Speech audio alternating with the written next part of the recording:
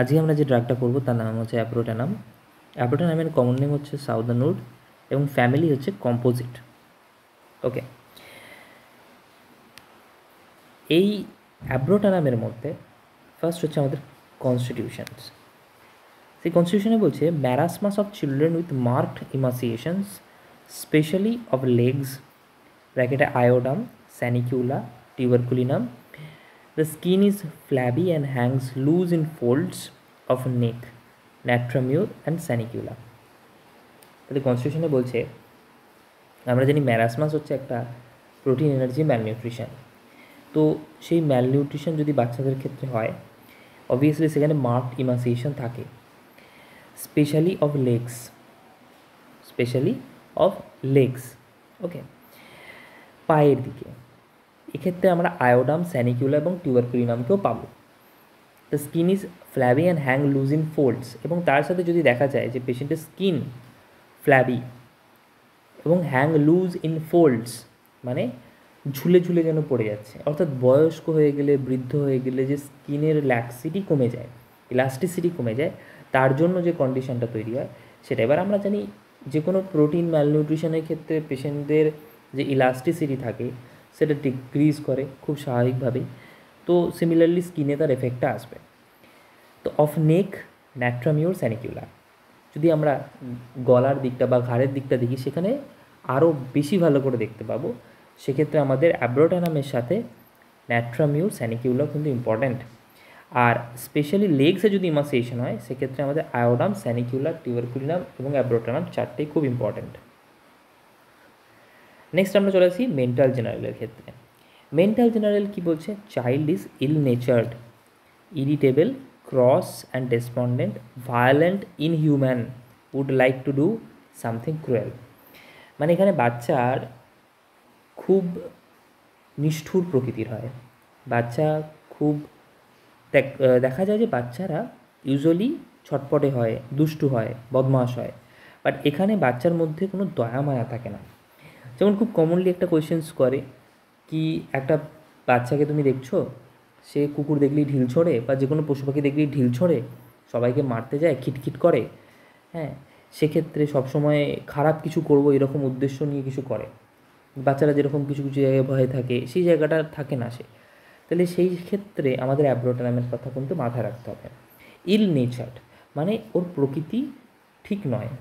Patient বা বাচ্চার মধ্যে যখনই কোনো মায়াজমেটিক বা কনস্টিটিউশনাল পলিউশন থাকবে সেক্ষেত্রে আমরা এরকম বাচ্চাও পেতে পারি যে স্বাভাবিকের তুলনায় একটু বেশি চঞ্চল, দুষ্টু এবং খুব ভায়োলেন্ট প্রকৃতির, ঠিক আছে, খুব নিষ্ঠুর প্রকৃতির, ইনহিউম্যান, মানবিকতা তার মধ্যে ছোট হিসাবে যেটুকু থাকার কথা সেটুকুর কিছুই নেই, ঠিক আছে।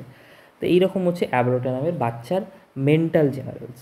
ওকে, নেক্সট আমরা চলে আসবো ফিজিক্যাল জেনারেলসের দিকে। লেটস সি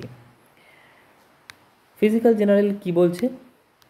ফিজিক্যাল জেনারেল বলছে ravenous hunger, losing flesh while eating well, iodum, natrum mur, sanicula এবং টিউবারকুলিনাম।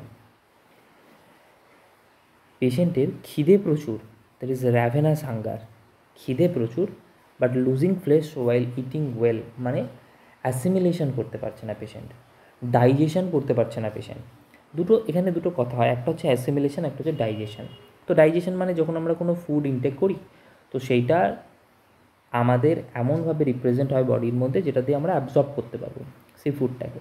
যে কোনো ফুডই আমরা জানি অ্যাজ এ পলিমার কাজ করে, তো সেইটা মনোমার মানে ভাঙে, তারপর সেটা অ্যাবজর্ব হয়। তো র্যাভেনাস হাঙ্গার, পেশেন্টের খিদে প্রচুর, ঠিক আছে। র্যাভেনাস হাঙ্গার মানে কি, আর ক্যানাইন হাঙ্গার মানেই কি? ক্যানাইন মানে পেশেন্টের হাবভাব, অঙ্গভঙ্গি এমনই যে দেখে মনে হচ্ছে সে অনেক দিন কিছু খায়নি তারপরে খাচ্ছে। আর র্যাভেনাস হাঙ্গার মানে হচ্ছে তার প্রচুর খিদে, খাবে ধীরে ধীরে, অঙ্গভঙ্গিতে বোঝা যাবে না কিন্তু প্রচুর খাবে। অর্থাৎ একটা বাচ্চা তার বয়সের সাপেক্ষে যথেষ্ট পরিমাণে খাচ্ছে বা তার থেকেও বেশি খাচ্ছে এবং সবসময়ই খাই খাই করছে, বাট সে হজম কিছুই করতে পারছে না। যার ফলে কেন? কারণ তার অনেক বেশি বেশি করে স্টুল হয়ে যাচ্ছে, ঠিক আছে, এবং তার বডিতে কিছুই লাগছে না। তো তার ডাইজেশনে প্রবলেম আছে বা অ্যাসিমিলেশনেও প্রবলেম আছে। এরকম আর কি দেখতে পারি আমরা, আয়োডাম, ন্যাট্রামিউর, স্যানিকুলা এবং টিউবারকুলিনামের পেশেন্টের ক্ষেত্রেও দেখা যায়। ঠিক আছে, তাহলে এই ধরনের বাচ্চা খাচ্ছে, শরীরে লাগছে না, খিটখিটে হয়ে যাচ্ছে, যত দিন যাচ্ছে ক্রুয়েল হয়ে যাচ্ছে, তার সাথে সাথে বডিতে না লাগার কারণে তার যে শারীরিক ইমাসিয়েশন, বডি যে অনেক খারাপ হয়ে যাচ্ছে, এটা আমরা কোথায় দেখতে পাচ্ছি? Specially on legs, specially on legs region, এটা মাথায় রাখতে হবে। তার ইমাসিয়েশনটা স্পেশালি অন লেগস রিজিয়ন, এবং সবথেকে বড় কথা লেগসের সাথে সাথে তার স্কিনের মধ্যেও সেই সেম জিনিস কিন্তু ফুটে উঠছে, যার মধ্যে আমরা দেখতে পাচ্ছি তার skin hang loose in folds, elasticity থাকছে না, বয়স্কদের মতো হয়ে যাচ্ছে। ওকে, নেক্সট চলে এসো হেডের মধ্যে। হেড কি বলছে? In marasmus head weak and can not hold it up. Obviously patient আমরা দেখবো যে ইমাসিয়েটেড, তো পেশেন্টের মধ্যে একটা শারীরিক দুর্বলতা থাকছে, খাচ্ছে হজম করতে পারছে না, সেক্ষেত্রেও সে হয়তো সেভাবে সেই ফিজিক্যাল স্ট্রেংথটা পাবে না যেটা তার প্রয়োজন। কমনলি প্রোটিন এনার্জি ম্যালনিউট্রিশন বা যে কোনো ম্যালনিউট্রিশনের বাচ্চারই এরকম উইক হয়, তো মাথা তুলতে পারছে না, যেটা আমরা ইথুজার ক্ষেত্রেও পাবো। আচ্ছা, ফেস ওল্ড পেল অ্যান্ড রিঙ্কেলড, ওপিয়ামের মতো। ঠিক আছে, ফেস ওল্ড পেল অ্যান্ড রিঙ্কেলড, রিঙ্কেলড মানে ওরকম স্কিন কুঁচকে গেছে, পেল মানে ফ্যাকাশে হয়ে গেছে। ঠিক আছে, বিকজ তার কোনো পুষ্টি কাজে লাগছে না। ওকে, এবং দেখতে বয়স্কদের মতো লাগছে। নেক্সট পয়েন্ট হচ্ছে gastrointestinal system, alternate constipation and diarrhoea, লেখা আছে লিয়েন্টেরিয়া। তো লিয়েন্টেরিয়া মানে কি? লিয়েন্টেরিয়া মানে হচ্ছে, আমি যেমন বললাম যে পেশেন্ট যাই খাচ্ছে হজম হচ্ছে না, তো বেরিয়ে যাচ্ছে, ইভেন কোনো রকমভাবেই তার ডাইজেশন হচ্ছে না, যেটা যেভাবে খাচ্ছে এক্স্যাক্টলি মনে হচ্ছে না সেই রকমভাবেই বেরিয়ে যাচ্ছে, খাবার গোটা গোটা যেমন খাচ্ছে অ্যাজ ইফ সেরকমই স্টুল হয়ে যাচ্ছে। তাহলে সেক্ষেত্রে আমরা ভাববো সেইটার কথার মানে হচ্ছে লিয়েন্টেরিয়া, খাবার গোটা বের হচ্ছে, দ্যাট ইজ বদহজম হয়ে গেছে। ওকে, এবং অল্টারনেট কনস্টিপেশন অ্যান্ড ডায়রিয়া, এখানে একটা জিনিস আমাদের মাথায় রাখতে হবে, অ্যাব্রোটানামের পেশেন্ট মোস্টলি হয় ডায়রিক। এবার ডায়রিক পেশেন্ট, অর্থাৎ যখন ওর ডায়রিয়া হয় তখন অ্যাব্রোটানাম কিন্তু খুব ভালো থাকে, কিন্তু যখন ওর কনস্টিপেশন হয় তখন কিন্তু অ্যাব্রোটানাম ভালো থাকে না, বা আমি যদি ঘুরিয়ে বলি, যখন অ্যাব্রোটানাম ভালো থাকে না তখনই ও কনস্টিপেটেড হয়ে যায়। অর্থাৎ এই জন্য আমরা দেখব যে অ্যাব্রোটানামের যে মেন ফিচার, যেটা আমরা পরে দেখব, যে পেশেন্টের অল্টারনেট সিমটমস আসে, শুধু কনস্টিপেশন বা ডায়রিয়া নয়, বিভিন্ন রকম সিমটমসের মধ্যে তার চেঞ্জেবিলিটি আসে। একবার এক্স রোগে ভুগছে, তো আবার তার পর মুহূর্তে একটা অন্য রোগের মধ্যে চেঞ্জেবিলিটি আসে। তো যখনই তার অন্য রোগের চেঞ্জেবিলিটি চলে আসে তখনই তার কনস্টিপেশন তৈরি হয়ে যায়, আর যখনই পেশেন্ট একটু ভালো থাকে তারই মধ্যে, তখন তার আবার ডায়রিয়া শুরু হয়ে যায়। তো আমাদের মাথায় রাখতে হবে অ্যাব্রোটানাম পেশেন্ট ইউজুয়ালি ডায়রি, বাট যখন পেশেন্ট খুব খারাপ হয়ে যায় তখন কিন্তু সে কনস্টিপেটেড হয়ে যায়। ওকে, তো এরকম একটা অল্টারনেট, সেই জন্য ভালো থাকা এবং খারাপ থাকা, কনস্টিপেশন এবং ডায়রিয়া, যেটাকে লিয়েন্টেরিয়া টার্ম দেওয়া হয়েছে। ওকে, নেক্সট আমরা দেখি এক্সট্রিমিটিস। ওকে, এক্সট্রিমিটিসে বলছে painful contractions of limbs from cramps following colic, অর্থাৎ পেটের কোনো যন্ত্রণা হয়েছে পেশেন্টের, ঠিক আছে, তারপরে দেখা যাচ্ছে পেশেন্টের পায়ের যন্ত্রণা হচ্ছে, কলিক হচ্ছে, ক্র্যাম্পস হচ্ছে, পায়ে কামড়ে ধরছে মনে হচ্ছে কিছু একটা। তো এইটা কেন হচ্ছে? Because it is the feature of abrotanum. অ্যাব্রোটানামে আমরা জানি যে প্যাথোলজিক্যাল সেই অর্থে ডিরেক্ট কোনো রিলেশান নেই, বাট স্টিল সেই সিমটমসটা তৈরি হচ্ছে, পেটের যন্ত্রণা তারপরে পায়ের যন্ত্রণা, পেটের যন্ত্রণা কমে গেল, পায়ের যন্ত্রণা শুরু হলো। ওকে, এইবার দেখ, rheumatism for excessive pain before the swelling commences. রিউমেটিজমে আমরা জানি ইনফ্ল্যামেটরি রিউমেটিজম বলে এক রকমের রিউমেটিজম হয়, যেখানে আমরা দেখি যে পেশেন্টের ইনফ্ল্যামেশন হচ্ছে বিভিন্ন রকম জয়েন্টসে, আর সেই ইনফ্ল্যামেশন হওয়ার জন্য জয়েন্টস ফুলে যায়। কিন্তু বলছে পেশেন্টের এখানে ব্যথা হচ্ছে, তখনও জয়েন্ট পুরোপুরি ফোলেনি, তার ঠিক আগে থেকেই, সেই স্টেজটা আমাদের খেয়াল রাখতে হবে, অ্যাব্রোটানাম দেওয়া যাবে। বাট সেটাই কি ইম্পর্টেন্ট? না, from suddenly checked diarrhoea or other secretions alternate with hemorrhoids, dysentery. ওকে, এটা important, from suddenly checked diarrhoea. আমি বললাম পেশেন্ট যখন ডায়রিয়ায় থাকে তখন পেশেন্ট ভালো থাকে, বাট ডায়রিয়া যখনই বন্ধ হয়ে গেল পেশেন্ট হঠাৎ করে তখনই তার রিউম্যাটিক প্রবলেম ফিরে এলো, জয়েন্টে ব্যথা শুরু হলো, okay. And other secretion, it may not be only diarrhoea, শুধু ডায়রিয়া নাও হতে পারে, কোনো ন্যাজাল ডিসচার্জ ছিল, ঠিক আছে, সেই ক্ষেত্রেও আমরা দেখতে পারি। কোনো ক্যাটারাল ডিসচার্জ ছিল, সেক্ষেত্রেও আমরা পেতে পারি। সেই ক্ষেত্রগুলোতে পেশেন্টের ওটা হচ্ছিল, হঠাৎ করে সেটা বন্ধ হয়ে গেল, আবার বাতের ব্যবস্থা ফিরে এলো। অল্টারনেট উইথ হেমারয়েডস অ্যান্ড ডিসেন্ট্রি, অদ্ভুতভাবে শুধু বাতের ব্যথাটাতে এসে থেমে থাকে না, সেই বাতের ব্যথাটাই আবার দেখা গেল বন্ধ হয়ে গেল, দিয়ে আবার তার ডায়রিয়া শুরু হলো বা আবার তার ডিসেন্ট্রি শুরু হলো। সিমিলারলি দেখা যাবে তার রিউম্যাটিজম অনেক সময় যেমন ডায়রিয়ার সাথে অল্টারনেট করছে, সেরকম হেমারয়েডসের সাথেও অল্টারনেট করতে পারে। অর্থাৎ পেশেন্টের একটা অর্শয়ের ব্যথা ছিল, পাইলসের ব্যথা ছিল, সেই ব্যথার দরুন পেশেন্ট খুব কষ্টে ছিল, তারপরে হঠাৎ করে তার হেমারয়েডস ভালো হয়ে গেল, দিয়ে তার বাতের ব্যথা শুরু হয়ে গেল, আবার বাতের ব্যথা ভালো হয়ে গেল, আবার হেমারয়েডসটা শুরু হয়ে গেল। তাহলে এইভাবে যদি একটা ডিজিজ অন্য ডিজিজের সাথে অল্টারনেট করতে থাকে, তাহলে সেই ক্ষেত্রে নট নেসেসারিলি রিউম্যাটিজম হেমারয়েডসের সাথেই হতে হবে বা রিউম্যাটিজম ডায়রিয়া বা ডিসেন্ট্রির সাথেই হতে হবে, নট নেসেসারিলি অন্যান্য আদার ক্ষেত্রতেও আমরা পাবো, ঠিক আছে।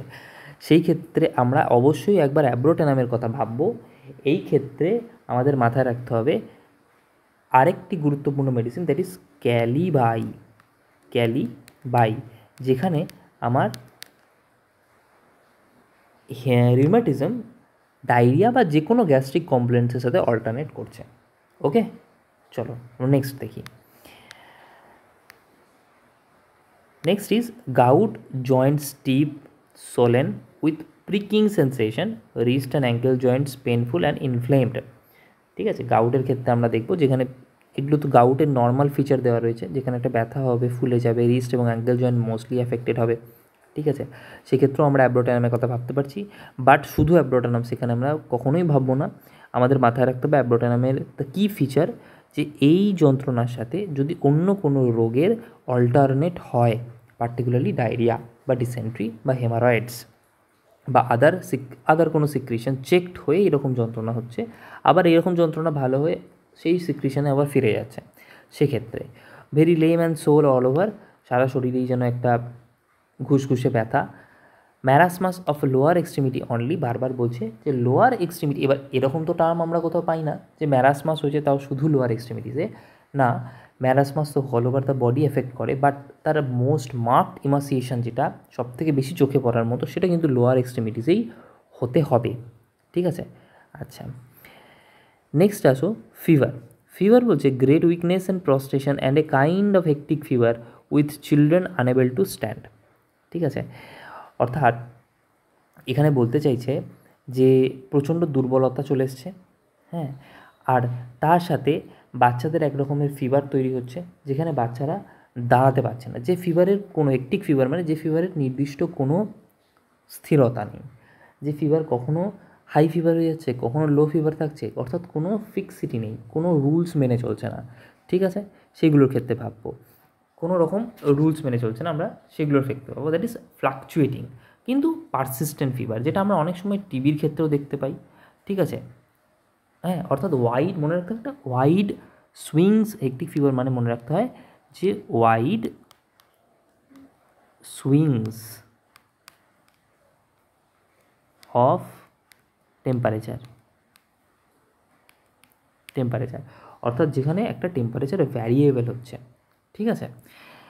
নেক্সট স্কিন বলছে ইচিং চিলব্লেন্স, অর্থাৎ চিলব্লেন্স মানে আমরা অনেক সময় দেখি যে ঠান্ডায় এক্সপোজারের জন্য পেশেন্টের পেরিফেরাল সার্কুলেশন অনেক কমে যায়, তার জন্য একটা প্রিকিং সেন্সেশন তৈরি হয় বা একটা ইচিং বা চুলকানি তৈরি হয় সেই জায়গাটাতে, ঠান্ডার এক্সপোজারের জন্য এক রকমের স্কিন ডিজিজ এটা, ঠিক আছে।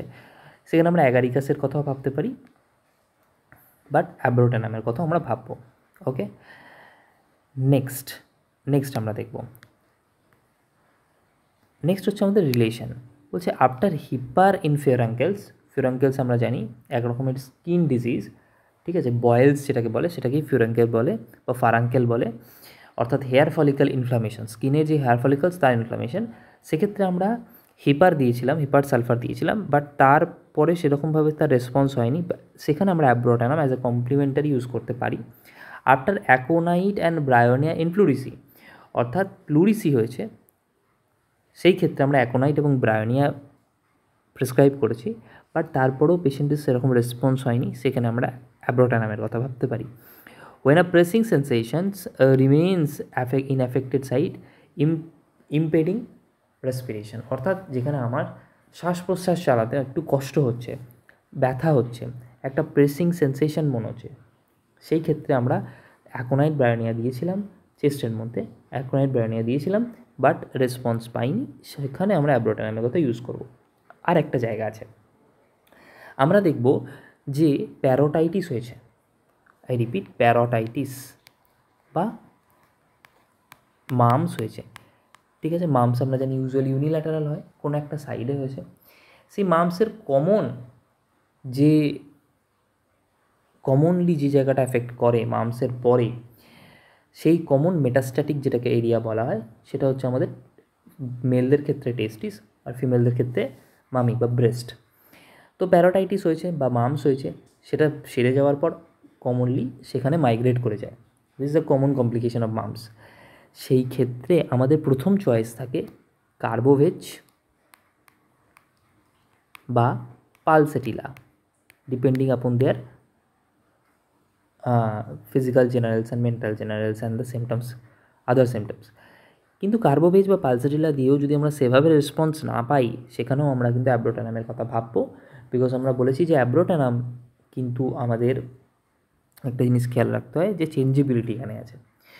আচ্ছা, তাহলে অ্যাব্রোটানামে এখনও অবধি আমরা যা যা পড়লাম, তার সাথে আমরা কার্বোভেজ, পালসেটিলা, প্যারোটাইটিস থেকে যদি অর্কাইটিস বা ম্যাস্টাইটিস ডেভেলপ করে, সেটা যেমন জানতে পারলাম। আরেকটি জায়গা আছে, সেটা হচ্ছে যখনই আমরা দেখলাম রিউমাটিজমের সাথে গ্যাস্ট্রিক কমপ্লেন্টস, পার্টিকুলারলি হেমারয়েডস বা ডায়রিয়া বা ডিসেন্ট্রি যদি অল্টারনেট করে, ভাববো। কিন্তু তার সাথেও আরেকটা খুব গুরুত্বপূর্ণ এরিয়া, যেটা হচ্ছে আমাদের রিউমাটিজমের সাথে কার্ডিয়াক কমপ্লেনের ক্ষেত্রেও কিন্তু আমরা দেখব যে পেশেন্টের, এবার আমরা নর্মালি রিউম্যাটিক ফিভারের পেশেন্টের ক্ষেত্রে পাই যে কী হয়েছে না, একটা স্ট্রেপ্টোকক্কাল ইনফেকশান হয়েছিল, সেই ইনফেকশানটা দেখা যায় পরবর্তীকালে কিছু মেজর এবং মাইনর ক্রাইটেরিয়া তৈরি করে। সেই ইনফেকশানটা থেকে আমরা দেখি পরবর্তীকালে সেটা আমাদের হার্টকে অ্যাফেক্ট করতে পারে, আমাদের নার্ভাস সিস্টেমকে অ্যাফেক্ট করতে পারে। হার্টকে অ্যাফেক্ট করলে কার্ডাইটিস হয়, মোস্ট কমনলি পেরিকার্ডাইটিস। নার্ভাস সিস্টেমকে অ্যাফেক্ট করলে আমরা দেখি মোস্ট কমনলি কোরিয়া হয়, তাই না? সেন্ট ভিটাস ডান্স বলা হয়, সিডেনহাম কোরিয়া বলা হয়, যেটা আমরা এছাড়াও আর্থ্রাইটিসও কমন ফিচার, যেটা রিউম্যাটিক ফিভারে পাই। কিন্তু সেখানে অ্যাজ সাচ যদি এইরকম সিমটম আসে যে রিউম্যাটিজম অল্টারনেট উইথ কার্ডাইটিস, অর্থাৎ রিউম্যাটিজম তো কমে গেল, দিয়ে হার্ট এফেক্ট হলো, হার্টের কমপ্লেন হলো, চেস্টের কমপ্লেন হলো, দেন চেস্টের কমপ্লেন আবার কিছুদিন পর কমে গেল, দিয়ে আবার হার্টের প্রবলেম শুরু হলো। কিন্তু পেশেন্ট তো আমাকে এইভাবে এসে বলবে না, পেশেন্ট তার অ্যাকচুয়াল সিমটমস নিয়ে এসে আমাকে বলবে, আমার তার ডিটেল কেস টেকিং লাগবে। সেই কেস টেকিং করে আমায় জানতে হবে যে হ্যাঁ ডাক্তারবাবু, আমার বাতের ব্যথা ছিল, এখন অতটা মনে হয় না, এখন আমার বুকের সমস্যাটাই মেনলি লাগছে, কিন্তু আপনি বুকেরই ওষুধ দিন। তো তারা তত বুঝবে না, কিন্তু আমাদের এই ল্যাঙ্গুয়েজটা থেকে বুঝতে হবে যে না, তার rheumatic symptoms is alternating with the cardiac symptoms, ঠিক আছে? তো সেই ক্ষেত্রে আমরা কিন্তু অবশ্যই অ্যাব্রোটানামের কথা ভাববো, অ্যালং উইথ লিডাম ক্যালমিয়া। ওকে, এই ড্রাগগুলোর সাথে আমরা কিন্তু অবশ্যই অ্যাব্রোটানামকেও একবার কনসিডার করব। ওকে, তো দিস ওয়াজ অল অ্যাবাউট অ্যাব্রোটানাম। তো ফাইনালি যদি আমরা একবার রিক্যাপ করি, সেটা হচ্ছে অ্যাব্রোটানামের মেন ফিচার হচ্ছে পেশেন্টের একটা ইমাসিয়েশন হয়ে যাচ্ছে, যাই খাচ্ছে তার সাথে পেশেন্টের কিছুই গায়ে লাগছে না, পার্টিকুলারলি লোয়ার লিম্বে। এবং পেশেন্ট মনে রাখতে হয় চিলি অ্যাব্রোটানামের, ঠান্ডা সহ্য হয় না, তার ডায়রিয়া যখন হয় সে ভালো থাকে, বাট যখনই সে কনস্টিপেটেড হয় তখনই তার প্রবলেম শুরু হয়, তখনই সে হয়তো অন্যান্য রোগের সাথে অল্টারনেটলি কিছু রিপ্রেজেন্ট করে, যেমন রিউম্যাটিজমের সাথে ডিসেন্ট্রি, বা রিউম্যাটিজমের সাথে হেমারয়েডস বা ডায়রিয়া, বা রিউম্যাটিজমের সাথে কার্ডিয়াক কমপ্লেন্স, ঠিক আছে? তো এইগুলো হচ্ছে ইন জেনারেল ফিচার অফ অ্যাব্রোটানাম, এটা দিয়েই আমরা মনে রাখবো অ্যাব্রোটানামকে। তো এখানের মধ্যে খুব ইম্পর্ট্যান্ট একটা কোয়েশ্চেন আমাদের এমডিতে দেয়, সেটা হচ্ছে very lame and sore all over, আমরা এখানে আর্নিকা করি, বাট মোস্ট ইম্পর্ট্যান্ট হচ্ছে আমাদের অ্যাব্রোডেনাম, বাট এটার বাদ দিয়েও প্রত্যেকটা symptoms is very important for abrotanum. Thanks a lot.